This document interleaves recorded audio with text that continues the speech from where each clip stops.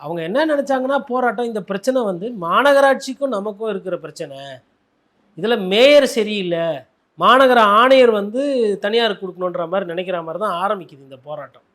கடைசியில் அந்த போராட்டம் பெருசாக போகும்போது வந்து அரசாங்கமே இறங்குது, அமைச்சர் இறங்குறாரு.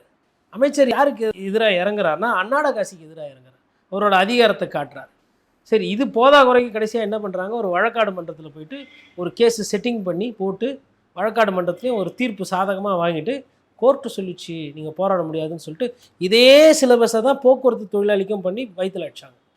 இதே மாதிரி வேறு யார் போராட்டம் பண்ணாலும் காவல்துறையில் இருக்கிறவங்களும் வந்து ஒரு சில நேரத்தில் வந்து எங்களுக்கு விடுப்பு கிடையாது, ஓய்வு கிடையாது, எங்களுக்கு பணிச்சுமை இருக்குது. குறிப்பாக சொன்னால் காவல்துறையில் ஹார்ட் அட்டாக் வந்து சாகுறவங்களோட எண்ணிக்கை ஆண்கள்கிட்ட அதிகமாக இருக்குது. இது மாதிரிலாம் இருக்குது. அவங்க எங்களுக்குன்னு ஒரு யூனியன் வேணும் அப்படின்னும் போது அதையும் வந்து சட்டப்படியாக எப்படியெல்லாம் ஒடுக்க முடியுமோ ஒடுக்கிறாங்க.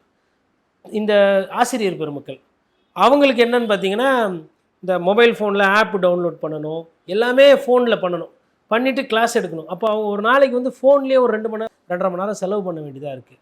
இப்போ இந்த மாதிரி அழுத்தங்கள்லாம் இருக்குது. இப்போ நம்ம கரண்ட்டு பில்லு ஆட்கள் பார்ப்போம், நிறைய பேர் வந்து ஷாக் அடித்து சாகுறாங்க எலக்ட்ரிக்யூஷன்றது. அவங்களுக்கெல்லாம் போதிய அளவு காம்பன்சேஷன் கொடுக்கல. இதே காவல்துறை இல்லை கள்ளசாராயத்தில் செத்துடுறாங்க, இல்லை அந்த மாதிரி அரசுக்கு கெட்ட பேர் வரா மாதிரி ஒரு சாவு, இல்லை அதனால் நமக்கு ஆதாயம் கிடைக்குன்னா 1 கோடி ரூபாய், 10 லட்சம், 50 லட்சம் அந்த மாதிரிலாம் அறிவிப்புகள் வருது. ஆனால் கரண்ட் வேலை செய்கிறவங்க ஷாக் அடித்து செத்தாங்கன்னா அந்த தொழிலாளிக்கு வந்து போதிய அளவுக்கு காசு கொடுக்கறதில்ல.